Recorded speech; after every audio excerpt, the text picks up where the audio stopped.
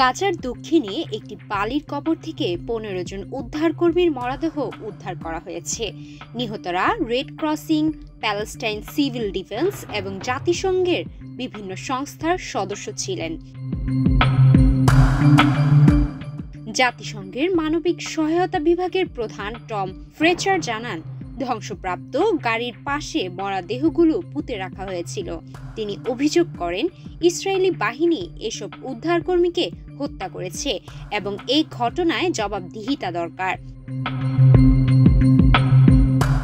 Israeli সেনাবাহিনী এ বিষয়ে সরাসরি কোনো মন্তব্য করেনি, তবে তারা জানিয়েছে একটি সক্রিয় যুদ্ধক্ষেত্র থেকে মরদেহগুলো সরিয়ে আনার ব্যবস্থা করা হয়েছে। মরদেহ বালুর নিচে পুঁতে রাখা কিংবা ধ্বংসপ্রাপ্ত গাড়ির কারণ সম্পর্কে কিছু জানানো হয়নি। জাতিসংঘের ফিলিস্তিনি শরণার্থী সংস্থা প্রধান ফিলিপ লাজারিনি বলেন, মরদেহগুলো অগভীর সমাধিতে নিক্ষেপ করা হয়েছে, যা মানবিক মর্যাদার চরম লঙ্ঘন। তিনি জানান, গাজায় এখন পর্যন্ত ৪০৮ জন সাহায্যকর্মী নিহত হয়েছেন। আইএফআইসির মহাসচিব গাজান চাপাগাইন মর্মাহত।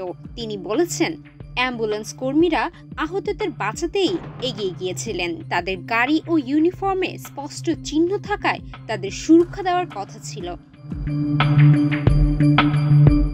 রেড ক্রস ও রেড ক্রিসেন্ট গভীর দুঃখ প্রকাশ করে জানিয়েছে, এটি যুদ্ধ শুরুর পর সবচেয়ে বড় হামলাগুলোর একটি। নিখোঁজ ৯ জনের মধ্যে এখনও একজনের খোঁজ মেলেনি। গত ২৩ মার্চ রাফায় আহতদের সহায়তা করতে গিয়ে দলটি নিখোঁজ হয়। জাতিসংঘের তথ্য অনুযায়ী ৭ অক্টোবর হামাসের হামলার পর থেকে ইসরায়েলি অভিযানে ১০৬০ জন স্বাস্থ্যকর্মী নিহত হয়েছে। তাই নিরাপত্তাজনিত কারণে জাতিসংঘ গাজায় তাদের কর্মীদের সংখ্যা কমাচ্ছে।